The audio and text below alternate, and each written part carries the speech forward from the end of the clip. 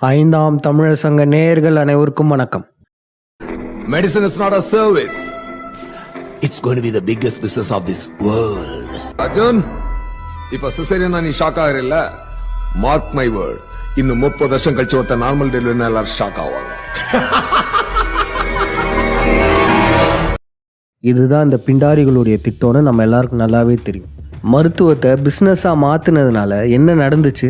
பணத்துக்காக caesarean delivery பண்ணுறதும் தெருக்கு தெரு ஃபர்டிலிட்டி சென்டர்ஸ் வச்சுருக்கிறதும் அதிகமாச்சு. ஆனால் நீங்கள் வேணால் பாருங்கள், இன்னும் சில ஆண்டுகளில் இயற்கை சுகப்பிரசவம் அதிகரிக்கும். மருத்துவத்தை வியாபாரமாக பார்க்காம சேவையாக பார்க்க ஆரம்பிப்போம். ஏன்னா இது சத்திய யுகம். இந்த யுக மாற்றத்தின் விளைவா பலருமே இயற்கை முறையில் குழந்தை பெற ஆரம்பிச்சிட்டாங்க. அதுலேயும் நம்ம சங்க உறுப்பினர் ஒருத்தர் இயற்கை முறையில் குழந்தை பெற்றிருக்காரு. வீட்டிலேயே சுகப்பிரசவம் நடந்திருக்கு. இவர் மட்டும் இல்லை, நம் சங்கத்தில் உள்ள மற்றவருக்குமே இது நடந்திருக்கு. இவருமே வீட்டிலேயே குழந்தை பெற்றிருக்காரு. ஐந்தாம் தமிழர் சங்கம் சார்பாக இவர்களுக்கு வாழ்த்துக்களை தெரிவித்துக் கொள்கிறோம். வீட்டிலேயே குழந்தை பெற்றுக்கொண்ட இவர்களுக்கு ஐந்தாம் தமிழர் சங்கம் என்றும் உறுதுணையாக இருக்கும் என்றும், இவர்களின் குழந்தைகளுக்கு நம் கடவுளர்கள் மற்றும் சித்தர்களின் அருள் என்றும் இருக்க வேண்டும் என்று வேண்டிக் கொள்கிறோம். இவருடைய கலந்துரையாடலை இப்ப பார்ப்போம். இவருடைய அனுபவங்கள் மற்றும் பல சுவாரஸ்யமான விடயங்களை நம்ம கிட்ட பகிர்ந்திருக்காரு. இப்ப நம்ம இவருடைய கலந்துரையாடலை பார்த்துடலாம். ஐயா வணக்கம். ஐயா வணக்கங்க ஐயா. ஐயா, நீங்க இயற்கை முறையில வீட்டிலேயே குழந்தை பெற்றிருக்கீங்க. மிக்க மகிழ்ச்சியாக இருக்குது. உங்களுடைய அனுபவத்தை மக்கள்கிட்ட சொன்னீங்கன்னா இன்னும் நல்லாயிருக்கும். அதுக்கு முன்னாடி உங்களை நீங்கள் சின்னதாக அறிமுகப்படுத்திக்கோங்க ஐயா. ஐந்தாம் தமிழர் சங்க நேயர்கள் அனைவருக்கும் வணக்கம். என்னுடைய பேர் நெப்போலியன். நான் நாமக்கல் மாவட்டம் ராசிபுரம் வட்டம் அத்தனூர் பகுதியில் இருக்கேன். நான் என்னுடைய குடி பறையர் குடி. நான் சிலம்பம் மற்றும் செஸ் பயிற்சியாளராக இருக்கேன். அப்புறம் ஆற்றல் இயற்கை அங்காடி அப்படிங்கிற பேரில் பாரம்பரிய உணவுப் பொருட்களான பாரம்பரிய அரிசிகள், மரச்செக்கு எண்ணெய்கள், நாட்டு சர்க்கரை, பனங்கருப்பட்டி, தேன், நெய், இது போன்ற பாரம்பரிய உணவுப் பொருட்களை விற்பனை செஞ்சுட்டு வராங்க. ஐயா, நீங்க இப்ப சுகப்பிரசவத்துல குழந்தை பெற்றிருக்கீங்க அப்படின்னு சொல்லி கேள்விப்பட்டிருக்கோம். உங்களுக்கு இந்த சுகப்பிரசவத்துல குழந்தை பெற்றுக்கணும் அப்படின்ற ஐடியா உங்களுக்கு எப்படி வந்துச்சு? இதுக்கான நீங்க நடைமுறைகள் என்னென்ன வழிமுறைகள்லாம் நீங்க பின்பற்றுங்க? ஐயா, அதாவதுங்க ஐயா, இது மருட்டி சுகப்பிரசவம் ஐயா. இது பேரு. சரிங்க. அதாவது சுகப்பிரசவத்துக்கும் மருட்டி சுகப்பிரசவத்துக்கும் என்ன வித்தியாசம் அப்படின்னா, சுகப்பிரசவம் அப்படிங்கிறது எந்த ஒரு ஆயுதத்தின் உதவியும் இல்லாம குழந்தை தானா அம்மாவோட பிறப்புறுப்பு வழியா வெளியில வர்றதுக்கு பேரு சுகப்பிரசவம் ஐயா. ஆனா இது வந்ததுக்கு அப்புறம் என்ன பண்ணுவாங்கன்னா, குழந்தையோட தொப்புள் கொடி பாத்தீங்கன்னா பிளசண்டா அப்படின்னு சொல்லக்கூடிய ஒரு நஞ்சு தட்டுல கனெக்ட் ஆயிருக்குங்க. அது ஒரு சதைப்பகுதி. அதுலதான் தொப்புள் கொடி கனெக்ட் ஆயிருக்குங்க ஐயா. அப்ப பிறக்கும் போது குழந்தை அந்த நஞ்சு தட்டு எல்லாமே சேர்ந்து ஒன்னா வெளியில வந்துருங்க ஐயா. இந்த நஞ்சு தட்டு ஒரு சிலருக்கு பாத்தீங்கன்னா குழந்தை பிறந்த உடனே ஒரு 1 or 2 minutesல வெளியே வந்துருங்க ஐயா. ஒரு சிலருக்கு ஒரு 15 minutes 20 minutes அந்த மாதிரி டைம் ஆகும் ஐயா. மொத்தத்துல குழந்தையும் அந்த பிளசண்டா அப்படிங்கிற நஞ்சு தட்டும் ரெண்டும் கனெக்டட்ல தான் இருக்குங்க ஐயா. இப்போ சுகப்பிரசவம் அப்படிங்கிறப்ப நம்ம குழந்தை பிறந்த உடனே அந்த தொப்புள் கொடியை கட் பண்ணிடுவாங்க ஐயா. அதாவது ஒரு கத்திரிக்கோலை வச்சு கட் பண்ணிடுவாங்க. கட் பண்ணும்போது நம்ம நஞ்சு தட்டு தனியா வந்துடும், குழந்தை தனியா எடுத்துடுவாங்க. இதுதான் சுகப்பிரசவம் ஐயா. மருட்டி சுகப்பிரசவம்னா என்ன அப்படின்னா, அந்த வெளியில வர்ற பிளசண்டா பாத்தீங்கன்னா நஞ்சு தட்டு குழந்தையோட தொப்புள் கொடியிலிருந்து தானா அதுவா கிளண்டு வர வரைக்கும் நம்ம குழந்தையோடைய அதையும் ஒன்னா வச்சு நம்ம ஹேண்டில் பண்ணுங்க. இதுதான் மருட்டி சுகப்பிரசவம்.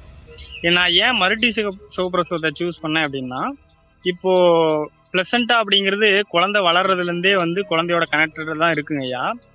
ஆனா அது குழந்தை பிறந்துமே அது கட் ஆகாம குழந்தையோட தான் இருக்கு அப்படின்னா அதுக்கு என்ன அர்த்தம்னா, குழந்தையோட வளர்ச்சிக்கு தேவையான சத்துக்கள் அந்த பிளசண்டாவிலிருந்து இன்னும் குழந்தைக்கு வளர்ச்சிக்கு முழுமையா பரிமாற்றம் நடக்கல அப்படின்னு தான் இருக்குங்கய்யா. அதனாலதான் அது கட் ஆகாம குழந்தையோட இருக்குங்கய்யா. இதே பாத்தீங்கன்னா நம்ம மற்ற உயிரினங்கள், ஆடு மாடு அந்த உயிரினங்களுக்கெல்லாம் பார்த்தோம் அப்படின்னா உள்ள வயிற்றுலயே பாத்தீங்கன்னா தொப்புள் கொடி கட் ஆகி குட்டி வெளியே வரும்போது குட்டி தனியா தான் வருங்கய்யா. தொப்புள் கொடி கட்டாயி தான் வரும். அது உடனே அதுவா எந்திரிச்சு அது உடனே விளையாட ஆரம்பிச்சிடும், பால் குடிக்க ஆரம்பிச்சிடும். அது முழுசா வளர்ந்து வெளியே வருங்க. ஆனா நமக்கு மனிதர்களுக்கு பாத்தீங்கன்னா குழந்தை முழு வளர்ச்சி அடையாமையே வெளியில வந்துருங்க ஐயா. அதுக்கப்புறம் தான் நாம அந்த பிளசண்டா வந்து கட் ஆகிற வரைக்கும் நாம ஹேண்டில் பண்ணி அதுவா அந்த பரிமாற்றம் ஸ்டெம் செல்ஸ் மரபணு இந்த பரிமாற்றம்லாம் நடக்குங்கய்யா. அது நடந்து முடிஞ்சோடனே அந்த தொப்புள் கொடி காஞ்சி அதுவா இயல்பா வந்து தொப்புல இருந்து வெளியில வந்துருங்கய்யா. இப்போ இந்த மாதிரி நம்ம பண்ணும்போது சுகப்பிரசவம் பண்றதுக்கும் இதுக்கும் என்ன பெனிஃபிட்ஸ் அப்படின்னா, மறுட்டி சுகப்பிரசவம் பண்ணும்போது பாத்தீங்கன்னா குழந்தையோட முழு வளர்ச்சிக்கு தேவையான சத்துக்கள் குழந்தைக்கு போய் சேரும்போது அந்த குழந்தையோட ஆரோக்கியமும் சரி குழந்தையோட வளர்ச்சியும் சரி நல்லா இருக்குங்க. இது வந்து புதுசா இப்ப பண்றது இல்லைங்கய்யா. இது வந்து பாத்தீங்கன்னா பாரம்பரியமா செஞ்சுக்கிட்டு இருந்தது தான்.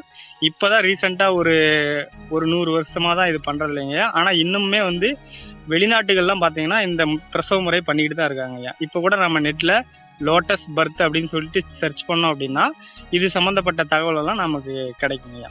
இதுதான் வந்து மறுட்டி சுகப்பிரசவத்துக்கும் சுகப்பிரசவத்துக்கும் உள்ள வித்தியாசங்கய்யா. ஐயா, இப்ப அதுல நீங்க பேசும்போது சொல்லியிருந்தீங்க அந்த பிளசண்டா அப்படின்னு சொல்லிட்டு, அந்த பிளசண்டா அப்படிங்கிறது வந்து தொப்புள் கொடியில இருக்கக்கூடிய அந்த ஒரு பகுதியை தான் சொல்றீங்க இல்லையா? ஆமாங்கய்யா. தொப்புள் கொடியில இருக்கிற, அதாவது குழந்தையோட தொப்புள் கொடியில இருந்து அந்த எண்டுல இருக்கக்கூடிய பகுதிங்கய்யா. ஓ, சரிங்க சரிங்க.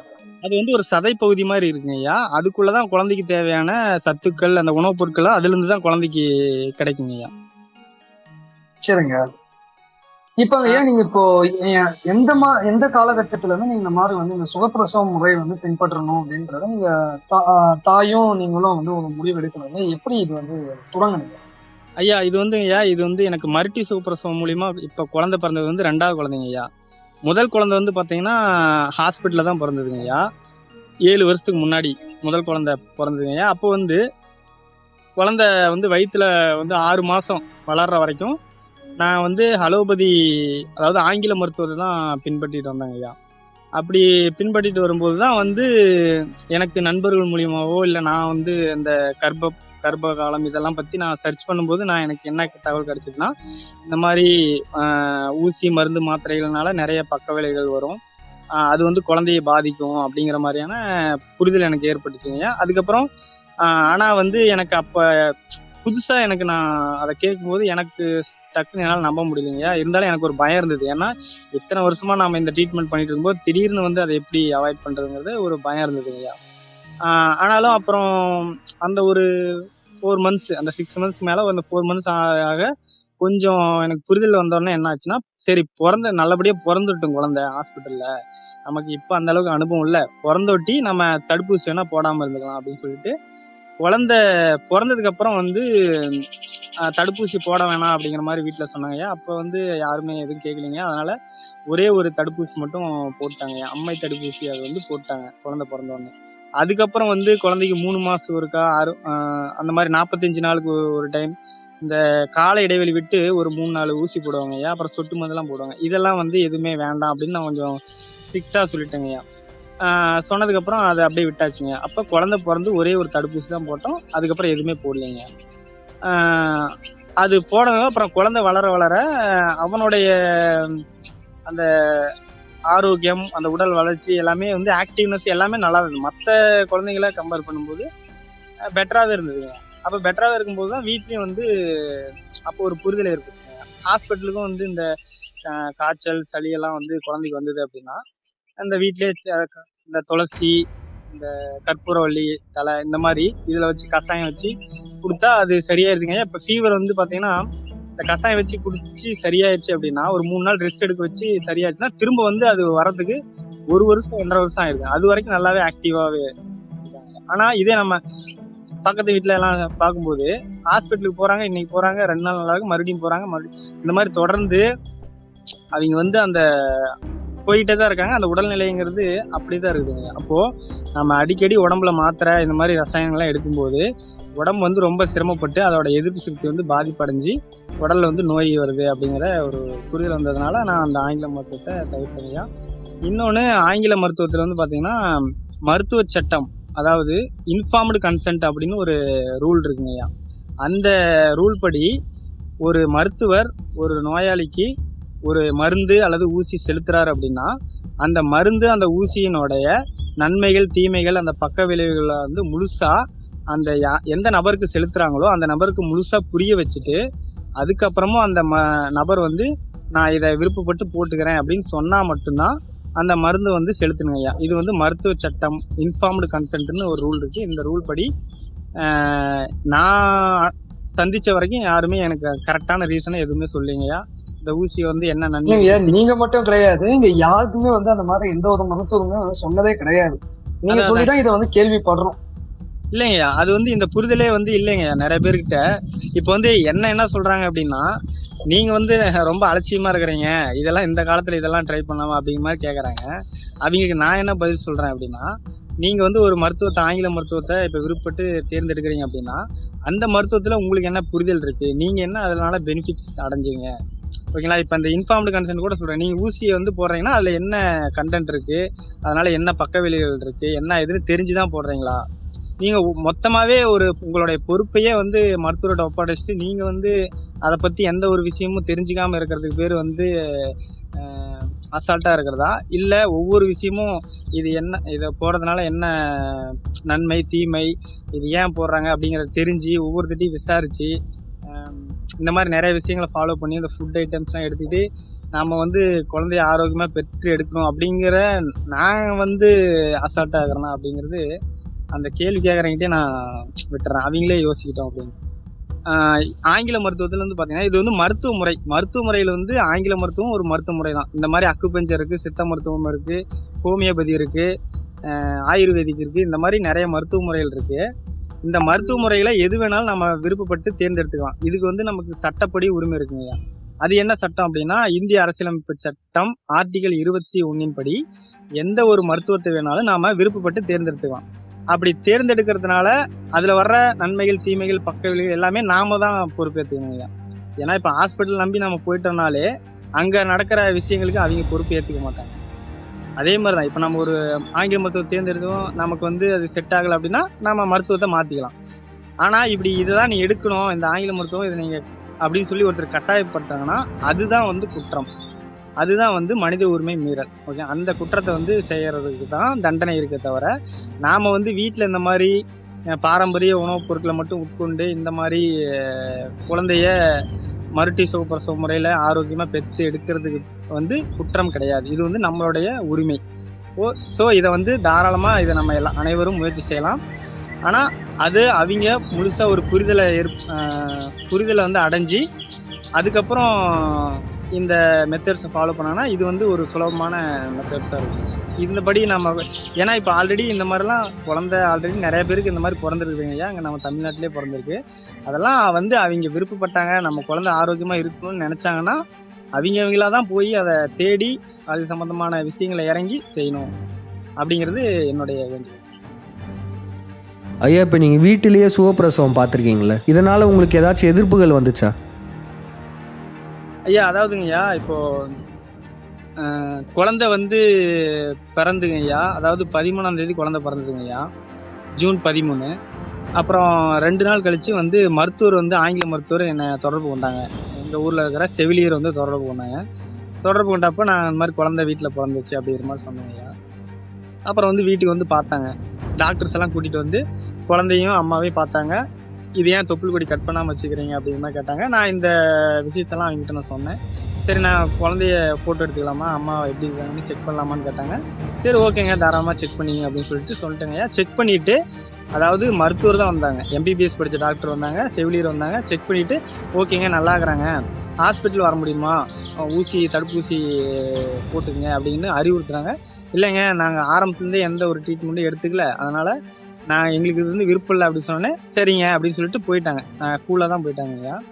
ஆனால் போனதுக்கப்புறம் என்ன ஆச்சுன்னா, ஒரு அடுத்த நாளே வந்து ஹெல்த் இன்ஸ்பெக்டர் சுகாதாரத்துறையிலேருந்து எனக்கு கால் பண்ணி உங்களை ஹாஸ்பிட்டலுக்கு இந்த மாதிரி வாங்க, நான் உங்ககிட்ட பேசணும் அப்படின்னாங்க. ஹாஸ்பிட்டலுக்கு போனோடனே வந்துட்டு நீங்கள் ஹாஸ்பிட்டலுக்கு கூப்பிட்டு வாங்க குழந்தைய அம்மாவையும், நாங்கள் வந்து செக் பண்ணோம் அப்படின்னாங்க. இல்லைங்க நாங்கள் நல்லா தாங்க இருக்கிறாங்க, அப்படி ஏதாவது தொந்தரவுன்னா நாங்களே வரோம் அப்படின்னு. இல்லை நீங்கள் கூட்டிகிட்டு வரல நாங்கள் போலீஸில் கம்ப்ளைண்ட் பண்ணுவோம் அப்படின்னு. சரி, நீங்கள் அப்போ நான் செஞ்சது குற்றமாக இருந்தால் நீங்கள் கம்ப்ளைண்ட் பண்ணுங்க, அது சார்ந்து ஏதாவது என்ன ஒரு லீகலாக நடைமுறை இருக்கோ அதை நான் வந்து ஏற்றுக்கிறேன் அப்படின்னு சொல்லிட்டு வந்துட்டேங்க. அப்புறம் வந்து எனக்கு போலீஸ் ஸ்டேஷன்லேருந்து கால் பண்ணாங்க. அந்த இன்ஸ்பெக்டர் வந்து எனக்கு கால் பண்ணல, என்னுடைய நண்பரோட அப்பாவுக்கு கால் பண்ணி இந்த மாதிரி சொல்லி அவர் வந்து எனக்கு கால் பண்ணார். என்னப்பா என்ன பிரச்சனை, இந்த மாதிரி போலீஸ் கால் பண்றாங்க அப்படின்னப்ப நான் அவர்கிட்ட இந்த நடந்த விஷயத்தெல்லாம் சொன்னேன். சொன்ன உடனே சொல்லிட்டு சரி நீ அவர்கிட்ட நானே நம்பர் வாங்கி போலீஸ் நம்பர் கொடுங்க நானே பேசுறேன் அப்படின்னு சொல்லிட்டு கால் பண்ணி, ஐயா இந்த மாதிரி நீங்க கால் பண்ணீங்களா, இந்த மாதிரி கம்ப்ளைண்ட் வந்திருக்குன்னு சொன்னீங்களா, அதான் என்ன கம்ப்ளைண்ட்டுங்க அப்படின்னு கேட்டப்போ, இல்ல நீங்க ஏதோ தொப்புள் கொடி கட் பண்ண விட மாட்டேங்கிறீங்களா அப்படிங்கிற மாதிரி கம்ப்ளைண்ட் பண்ணாங்க அப்படின்னு சொன்னாங்க. ஆனா அன்னைக்கு மார்னிங்கே தொப்புள் கொடி அதுவா கட் ஆயிடுச்சு. அதையும் நான் சொன்னேன், இல்லைங்க ஐயா தொப்புள் கொடி அதுவா கட் ஆயிடுச்சு, குழந்தைய அம்மா நல்லா தான் இருக்கிறாங்க அப்படின்னு சொன்னேன். அப்படிங்களா, சரி ஓகேங்க அப்படின்ட்டு கட் பண்ணிட்டாரு. அன்னைக்கு நைட்டு ஒரு 9:30 மணி இருக்குங்க, அதாவது சனிக்கிழமை. அந்த செவ்வாய்க்கிழமை 13ஆம் தேதி குழந்தை பிறந்தது.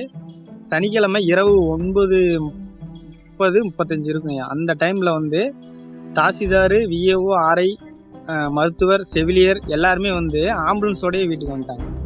வீட்டுக்கு வந்தோடனே தாசில்தார் வந்து என்னை கூப்பிட்டாரு. வெளியில வந்தேன். வந்தோடனே என்னங்க என்ன பிரச்சனையா, கலெக்டர் ஃபோன் பண்ணாங்க, உடனே ஹாஸ்பிட்டலுக்கு வாங்க. என்னங்க என்னாச்சுங்க, என்ன நடந்ததுன்னு தெரியுங்களா அப்படின்னு கேட்டப்ப, இல்ல கலெக்டர் ஃபோன் பண்ணாங்க, நீங்க அதுக்கெல்லாம் மறுப்பு தெரிவிக்காதீங்க, உடனே வாங்க அப்படின்னு. எதுக்குங்க வரணும், நான் வந்து ஆரம்பத்துலேருந்து எந்த ஒரு மருத்துவ முறைப்படி எந்த சிகிச்சையும் எடுத்துக்கல, இப்போ எதுக்குங்க நான் வரணும், நான் வீட்டிலேயே பார்த்துக்கிறேன், தொந்தரவுன்னா நான் வரேங்க, கட்டாயப்படுத்தாதீங்க அப்படின்னு சொன்னேன். அப்புறம் அந்த கலெக்டர் மேடம் ஃபோன் பண்ணி தாசில்தார்கிட்ட ஏதோ பேசி கலெக்டர் மேடம் வந்து என்கிட்ட கொடுக்க சொல்லி என்கிட்ட பேசுனாங்க. அப்போ நான் தாங்க உங்கள் நாமக்கல் மாவட்ட கலெக்டர் பேசுகிறேன், நானும் வந்து ஒரு அலோபதி மருத்துவர் தான், அங்கே வந்து செக் பண்ண இங்கே வந்து அப்படின்னு சொன்னாங்க. ஹாஸ்பிட்டல் வாங்கன்னு சொன்னாங்க. இல்லைங்க மேம் ஆல்ரெடி செக் பண்ணிட்டாங்க, நல்லா இருக்குன்னு தான் சொன்னாங்க அப்படின்னு. அதுக்கு அந்த கலெக்டர் மேடம் என்ன சொன்னாங்கன்னா, இல்லை அங்கே வந்தீங்களாம் எம்பிபிஎஸ் படிச்சீங்க அவங்க தான் வந்திருப்பாங்க, ஆனால் அந்த குழந்தை நல மருத்துவர், பெண்கள் நல மருத்துவர்னு அதுக்குன்னு தனியாக இருக்காங்க, அவங்க தான் வந்து செக் பண்ணிட்டு சொல்லணும், அவங்க செக் பண்ணுவாங்க, நீங்கள் வாங்க அப்படின்னாங்க. இல்லைங்க தொந்தரவுன்னா நானே வரேன், எங்க கட்டாயப்படுத்தாதீங்க அப்படிங்கிற மாதிரி நானும் அப்போ பேசிட்டேன். அப்புறம் சரின்ட்டு அவர் ஃபோனை வந்து நான் கொடுத்துட்டேங்கய்யா. கொடுத்த உடனே வந்து அந்த பக்கத்தில் இருக்கிற மக்கள்கள்லாம் வந்து பக்கத்து வீட்டில் இருக்கிறவங்கலாம் வந்து தாசில்தார்கிட்ட எல்லாத்துட்டையும் வந்து கம்ப்ளைண்ட் பண்ண ஆரம்பிச்சிட்டாங்க. இங்கே ஜிஹெச்சுக்கு அதாவது இங்கே வந்தாலே ஒழுங்காக பார்க்க மாட்டேங்கிறீங்களே, நல்லா இருக்கிறீங்களே, ஏன் வந்து இது பண்ணுறீங்க, இப்போ நைட்டு இவ்வளோ நேரம் ஆகுது, ஹாஸ்பிட்டலில் நைட் டியூட்டி டாக்டர் எங்கே இருக்காங்க அப்படின்னு எல்லாம் கேட்க ஆரம்பிச்சோன்னே அவர் அந்த தாசில்தார் வந்து சரிங்க இந்த நேரத்தில் உங்களை தொந்தரவு பண்ண விரும்பல, காலையில் வரேன் அப்படின்னு சொன்னார். இல்லைங்க காலையிலையும் வராதிங்க, நாங்களே வரோம் தொந்தரவுனா அப்படின்னு. சரி அப்படின்ட்டு போனார். திரும்ப அதே டீம் அடுத்த நாள் காலையில் 8 மணிக்கு கரெக்டாக வந்தாங்க வீட்டுக்கு வந்து இதே மாதிரியான விஷயங்களை தான் பேசுகிறாங்க, வாங்கன்னு சொன்னாங்க. நான் அப்போ சொல்லிட்டேன், நிறைய விஷயங்கள் நான் சட்டப்படி எல்லாமே சொன்னேன். அப்புறம் சரிங்க குழந்தையோட அம்மாகிட்ட ஒரே ஒரு டைம் கேட்டுறேன் அவங்க ஒப்பீனியன், அவங்க வேணான்னா நாங்கள் போயிடுறோம் அப்படின்னு சொன்னாங்க. சரின்ட்டு குழந்தையோட அம்மாவை கூட்டிகிட்டு வந்து பேச வச்சேன். குழந்தையோட அம்மாட்ட பேசினாங்க. உடம்பு எப்படி இருக்கு, நல்லா இருக்கா அப்படின்னு கேட்டாங்க. நல்லா இருக்குங்க, நல்லா தான் இருக்கேன், நானும் நல்லா இருக்கேன், குழந்தையும் நல்லா இருக்கு, நல்லா ஃபீட் பண்ணுது, 2 பேரும் நல்லா தான் இருக்கோம், நாங்கள் ஏதாவது தொந்தரவுனா நாங்களாக வரோம், அதுக்கு தானே ஹாஸ்பிட்டல் இருக்கு, அப்படி தொந்தரவு வந்து தானே நாங்கள் வரோம், எங்களை கட்டாயப்படுத்தாதீங்க, என்னை செக் பண்ணுறதுக்கு எனக்கு விருப்பம் இல்லை அப்படின்னு சொன்னோம். குழந்தையோட அம்மா சொன்னாங்க. சொன்னோடனே சரிங்க அப்படின்னு சொல்லிட்டு எல்லாருமே கிளம்பிட்டாங்க. இதுதான் நடந்தது இது வரைக்கும். ஐயா நீங்கள் பார்த்தீங்கன்னா பெரும்பாலான ஹாஸ்பிட்டலில் சிசரியன் தான் பண்ணுறாங்க. நார்மல் டெலிவரி ஆக வேண்டியதை கூட கொடுத்த டேட்டுக்கு முன்னாடியே வர வச்சு சிசரியன் பண்ணி விட்டுறாங்க. இப்படி இருக்கும்போது இந்த காலகட்டத்தில் வெற்றிகரமாக உங்களுக்கு வீட்டிலேயே சுகப்பிரசவம் நடந்திருக்குன்னா எல்லாரும் பாராட்ட தான் செய்யணும். அதை விட்டுட்டு இவ்வளோ ப்ரெஷர் கொடுக்குறாங்களே, இதுக்கு என்ன காரணம் இருக்குன்னு நினைக்கிறீங்க? அதான் இது வந்து நான் எனக்கு தெரிஞ்சு எப்படின்னா, இப்போ ஆங்கில மருத்துவர்னா அவங்களையும் நம்ம ஒன்றும் எனக்கு என்னோட புரிதல் என்னன்னா, அவங்களையும் நான் ஒன்றும் தப்பு சொல்லுங்க ஆங்கில மருத்துவர். ஏன் அப்படின்னா அவங்களுடைய சிலபஸ்ல என்ன கொடுத்துருக்காங்க, எப்படி படிக்கிறாங்களோ அதை தான் வந்து உண்மை அப்படின்னு நம்பிட்டு அந்த ட்ரீட்மெண்ட் படி எடுத்துக்கிட்டாதான் வந்து நார்மலா இருக்க முடியும். அதாவது நார்மலா வந்து இப்படிதான் இருக்க மாட்டிருக்கு அப்படிங்கிற மாதிரி அவங்க நினைச்சிட்டு இருக்காங்க. ஆனா அதுதான் கரெக்ட்னு அவங்க சொல்ல முடியாது. ஏன்னா இதுக்கு மாற்று மருத்துவம் நிறைய இருக்கு, அதை வந்து அவங்க புரிஞ்சுக்கணும். அதுதான் நானும் சொன்னேன் அவங்ககிட்ட, நீங்க வந்து உங்களுடைய மருத்துவத்தை படி நீங்க ஃபாலோ பண்றீங்க, ஆனா இந்த மாதிரி வீட்லயே குழந்தை பிறந்தீங்க, தடுப்பூசி போடாம இருக்கிறீங்க, இவங்க குழந்தைங்கள இவங்க எல்லாம் போய் ஒன் டைம் பாருங்க, பார்த்தாதான் உங்களுக்கு இதுக்கும் அதுக்கும் என்ன வித்தியாசம், இதை ஃபாலோ பண்ணும்போது உடல்நிலை எப்படி இருக்கு, பாரம்பரிய முறைப்படி அவங்களுடைய பழக்க வழக்கங்கள் எல்லாம் இருக்கும்போது அவங்களுடைய உடல்நிலை அவங்களுடைய மனநிலை எப்படி இருக்கு அப்படிங்கிறது அப்பதான் உங்களுக்கு வித்தியாசம் தெரியும். அப்ப இதுதானே அப்பதானே உங்களுக்கு புரிதல் வரும். நீங்க ஒரே இதா பாத்தீங்க அப்படின்னா உங்களுக்கு அப்படிதான் தெரியும் அப்படின்னு நானும் சொன்னேங்கய்யா. அதுக்கு வந்து அவங்க எதுவும் எந்த பதிலும் சொல்லுங்கய்யா, இருந்தாலும் கேட்டுட்டாங்க நான் சொன்னது எல்லாமே. ஐயா, இன்னொரு பெரிய வித்தியாசம் பார்த்தீங்கன்னா, நம்ம பாரம்பரிய மருத்துவம் ஒரு சேவையாக இருக்குது. அதிக காசுலாம் வாங்க மாட்டாங்க. ஆனால் இந்த அலோபதி மருத்துவத்தை இப்போ பிஸ்னஸ் ஆக்கிட்டாங்க. சிசேரியன் பண்ணால் அதிக காசு கிடைக்கும், நார்மல் டெலிவரினா அதிகமாக காசு வாங்க முடியாது. அதாங்க இன்னொன்று வந்துங்கய்யா, குழந்தைக்கு அம்மாவுக்கு வந்து பார்த்தீங்கன்னா ஹெச்பி லெவல் வந்து 10 பாயிண்ட்டுக்கு மேலே இருக்கணும். என்னுடைய மனைவிக்கு வந்து 7.8 பாயிண்ட் என்னமோ தான் இருக்குதுங்க. நாங்கள் வந்து ஃபர்ஸ்ட்லேருந்தே வந்து எப்படி, அதாவது இப்போ குழந்தை கருவில் இருக்கும்போதே நாம் வந்து அவங்ககிட்ட முறையாக சட்டப்படி எங்களுக்கு இதில் விருப்பம் இல்லைங்க அப்படின்னு சொல்லி நம்ம எழுதி கொடுத்துடலாங்கய்யா. ஆனால் அந்த மெத்தட்ஸ் வந்து எனக்கு அப்போ தெரியலைங்கய்யா. நான் வந்து இருந்தாலும் அவங்ககிட்ட நேரடியாக போய் இந்த மருந்து ஊசி மருந்து மாத்திரலாம் வேணாங்க, நான் வந்து ஹாஸ்பிட்டல்லே வந்து பிரசவம் மட்டும் பார்த்துக்கிறேன் அப்படிங்கிற மாதிரி தான் ஆரம்பத்தில் நான் சொன்னேங்கய்யா. அப்போ வந்து என்ன சொன்னேன்னா, ஹெச்பி லெவலும் ப்ரெஷரும் மட்டும் செக் பண்ணுவாங்க. அம்மாவோட ஹெச்பியும் ப்ரெஷர், அதாவது பிளட் இது வந்து எவ்வளோ இருக்குது, ப்ரெஷர் வந்து நார்மலாக இருக்கா. ஏன் ப்ரெஷர் வந்து பார்த்தீங்கன்னா 80-120 தான் நார்மலுங்கிறாங்க. அதுக்கு மேலே போனால் பிரசவ டைமில் அம்மாவுக்கு வந்து ஃபிட்ஸ் வந்துருங்களாம் அப்படிங்கிற மாதிரி ஒரு தகவல் வந்து சொல்கிறாங்க. அதுதான் வந்து அவங்களுடைய இதுன்னு வச்சுக்கோங்க. அதனால் ப்ரெஷர் அதிகமாக இருந்ததுன்னா அதுக்கு வந்து டேப்லெட்ஸ் கொடுக்குறாங்க, அதை கண்ட்ரோலாக வச்சுக்கணும் அப்படின்னு சொல்லி. இன்னொன்று ஹெச்பி லெவல் வந்து 10 பாயிண்ட் வரணும்னா அவங்களுடைய மருத்துவ முறைப்படி இன்ஜெக்ஷன் மட்டும்தான் போட்டாகணும். அப்படி இல்லை, அந்த குழந்தை வயிற்றுலேருந்து 7 மாதம் மேலெலாம் தாண்டிடுச்சு அப்படின்னா டைரெக்டாகவே பிளட் ஏற்றுறாங்க. அப்படிங்கிறப்போ இதுலலாம் வந்து பக்க விளைவுகள் வந்து இல்லை அப்படின்னு சொல்கிறதுக்கு எந்த விதமான உத்தரவாதமும் கிடையாதுங்க.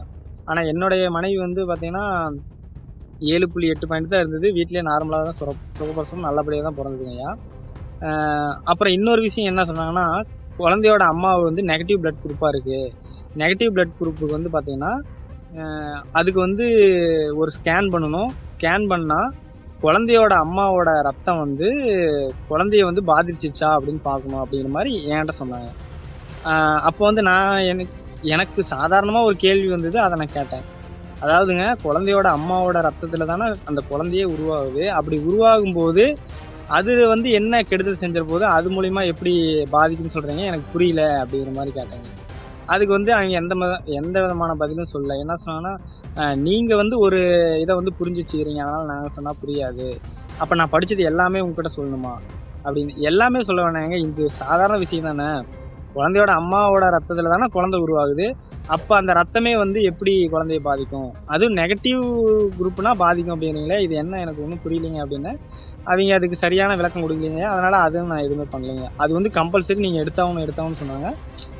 அப்போ நான் வந்து இந்த மாதிரி கேள்வி கேட்டேன், எனக்கு சரியான விளக்கம் கிடைக்கல. அப்போ நான் அதை பண்ணலைங்க. அதுக்கும் அப்புறமும் எனக்கு 2 days 3 days ஒரு டைம் வந்து வாங்க இது எடுத்துக்கன்னு சொல்லிட்டு தான் இருந்தாங்க. நான் வந்து அதை எதுவும் பண்ணலைங்க. அந்த மெத்தட்ஸ் படி எதுவுமே ஸ்கேன் எதுவுமே எடுக்கலைங்க. ஆனால் எனக்கு குழந்தை வந்து இப்போ நல்லபடியாக தான் போகணும், நல்லா தான் இருக்கு. ஐயா, இப்ப தந்தி டிவில இருந்து கூட இதை வந்து பேட்டி எடுத்து வந்திருக்காங்களா? அதை பத்தி எந்த ஒரு தகவலுமே பெருசா தந்தி டிவில வந்து இதை பத்தி சொல்லவே இல்லைங்களே, அது என்ன அது? ஐயா, அதாவதுங்கய்யா, இப்போ என்னுடைய நண்பரோட அண்ணன் வந்து வெளிச்சம் அப்படிங்கிற ஒரு சேனல்ல ரிப்போர்ட்டர் ஆகுறாருங்க. நான் அவர்கிட்ட தான் சொன்னேன். அப்போ அவரோட கான்டாக்ட்ல இருக்கிற 2 பேர் வந்தாங்க. அவங்க தான் வந்து தந்தி, பாலிமர் அந்த மாதிரியான இதெல்லாம் எடுத்துட்டு வந்திருந்தாங்க. எடுத்துட்டு வந்தப்போ சரின்ட்டு அப்புறம் நான் எல்லாத்துக்குமே தான் தனித்தனியாக தான் கொடுத்தேங்க பேட்டி. அப்போ வந்து எப்படி நீங்கள் இந்த மெத்தட் ஃபாலோ பண்ணீங்க அப்படிங்கிறப்ப, நாங்கள் பாரம்பரிய உணவுப் பொருட்களை மட்டும்தான் உட்கொண்டோங்க. அதாவது ஒன்றும் இல்லை, எண்ணெய் வந்து பார்த்தீங்கன்னா மரச்செக்கு எண்ணெய், சுத்தமான மரச்செக்கில் ஆட்டப்பட்ட கலப்படம் இல்லாமல் எண்ணெய் யூஸ் பண்ணோம். அப்புறம் உப்பு வந்து பார்த்தீங்கன்னா அயோடின் கலக்காமல் இயற்கையான கல்லுப்பு யூஸ் பண்ணோம். அப்புறம் பாக்கெட் பால் அதிகமாக யூஸ் பண்ணல, மாட்டுப்பால் தான் யூஸ் பண்ணோம். சர்க்கரை, வெள்ளை சர்க்கரை வந்து ஃபுல்லாகவே தவிர்க்கல. விருப்பப்பட்டா எப்பயாவது ஒரு டைம் வந்து சாப்பிடுவாங்க. மற்றபடி நாட்டு சர்க்கரை, இதுதான் பனங்கட்டி, இந்த மாதிரி தான் சாப்பிடுவாங்க. அப்புறம் வந்து அரிசியில் வந்து பாரம்பரிய அரிசியில் பூங்கார் அப்படின்னு ஒரு அரிசி இருக்குது. அது வந்து பெண்களுக்கே வந்து ரொம்ப ஸ்பெஷலான அரிசி. அந்த அரிசி வந்து நாங்கள் வந்து ஒரு 7 மாதத்துக்கு அப்புறம் டெய்லி நைட்டு மட்டும் கஞ்சி மாதிரி வச்சு குடித்தோம். அது வந்து அந்த அரிசியை வந்து பெண்களுக்கான ஸ்பெஷலு அப்படிங்கிறதுனால தான் பூங்கார் அப்படிங்கிறதே பேர் வந்தது அப்படிங்கிற மாதிரி நான் சில தகவல்கள் வந்து படிச்சேங்க. அது வந்து அந்த அரிசி வந்து ரெகுலராக சாப்பிட்டோம் அப்படின்னா பெண்களுக்கு உண்டான மாதவிடாய் பிரச்சனை, கர்ப்பப்பை பிரச்சனை, இது எல்லாமே எல்லாத்துக்கும் தீர்வு கிடைக்கும், குழந்தை சுகப்பிரசவமாக பிறக்கும் அப்படின்னு நான் அந்த புரிதல் இருந்ததுனால அந்த அரிசியை எடுத்துக்கிட்டேங்க. அப்புறம் வந்து முருங்கைக்கீரை சூப் அதிகமாக எடுத்துக்கிட்டோம் காலையில் வெறும் வயிற்றுல. பீட்ரூட் ஜூஸு அந்த மாதிரி பேரிச்சம்பழம் இந்த மாதிரியான பொருட்களை தான் அதிகம், வேற இதுக்குன்னு தனித்துவமான எதுவுமே சாப்பிடும் அப்படிங்கிற மாதிரி எல்லாமே சொல்லி, அப்புறம் இந்த பிரசவ ஆங்கில மருத்துவ முறை எந்த விதமான ஊசி மருந்து மாத்திரை ஸ்கேன் எதுவுமே பண்ணாமல் தான் நார்மலாக குழந்தை பிறந்தது. அப்புறம் இவங்க சட்டத்துக்கு மீறி வந்து என்னை ஹாஸ்பிட்டல் வாங்க அப்படின்னு சொல்லி கட்டாயப்படுத்துகிறாங்க. தாசில்தார் எல்லாமே வந்தாங்க. இப்போ மருத்துவர்கள் கூட வரலாம், மருத்துவர் கூட வந்து ஒரு ஆலோசனை மாதிரி சொல்லலாம், அதாவது நீங்கள் இதை எடுத்துக்கோங்க அப்படிங்கிற மாதிரி அறிவுறுத்தலாம். ஆனால் தாசில்தார் ஆர்ஐவிஓலாம் வந்து அங்கே வரணும்னு அவசியமே கிடையாது. ஆனால் அதே மீறி வந்தாங்க, வந்து கட்டாயப்படுத்தினாங்க அப்படிங்கிற மாதிரி. நான் இதெல்லாம் மனித உரிமை மீறல் அப்படிங்கிற மாதிரி எல்லாம் சொன்னாங்க. அப்புறம் வந்து மறுபடியும் வந்து யாரும் என்னை தொந்தரவு பண்ணக்கூடாது அப்படிங்கிற மாதிரி எல்லாமே சொன்னேன். ஆனால் அவங்க வந்து என்ன சொன்னாங்கன்னா, ஒரு நிமிஷத்துக்குள்ள நாங்கள் வேணும் அப்படின்னு சொன்னாங்க. அப்புறம் இதெல்லாமே சொன்னேன். அடுத்த நாள் நியூஸ் பார்க்கும்போது அந்த ஒரு விஷயங்கள் மட்டும்தான் வந்தது. அப்புறம் நானும் சரி ஒரு ரெக்கார்டு இருக்கு, சரி போதும் அப்படின்னு நானும் அதுக்கு போயிருந்தேன். நாம போய் மறுபடியும் அதை எதுவும் திருத்த முடியாது, வந்தது சரி இருக்கட்டும் அப்படின்னு சொல்லிட்டு அப்படியே நானும் விட்டேன்.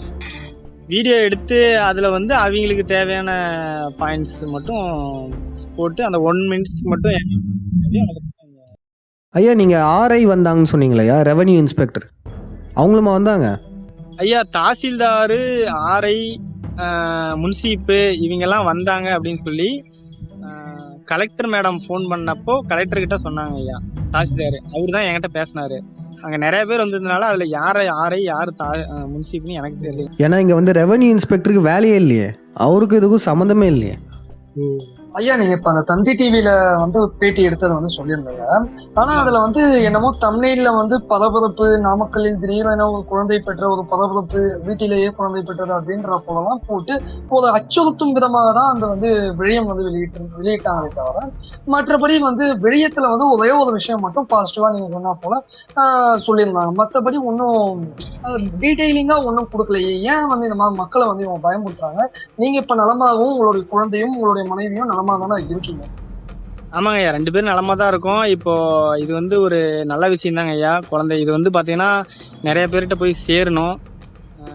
இது வந்து விருப்பப்படுற இந்த மாதிரி பாரம்பரிய முறைப்படி மருட்டி சுகப்பிரசவம் வந்து அனைவருக்கும் வந்து நல்லபடியாக வந்து பிறக்கணும் அப்படிங்கிறது என்னுடைய விருப்பம். அது வந்து நிறைய பேருக்கு வந்து போய் சேரணும் அப்படிங்கிற ஒரு இதில் தான் வந்து ரிப்போர்ட்டும் பண்ணது. ப்ளஸ் எனக்கும் வந்து இந்த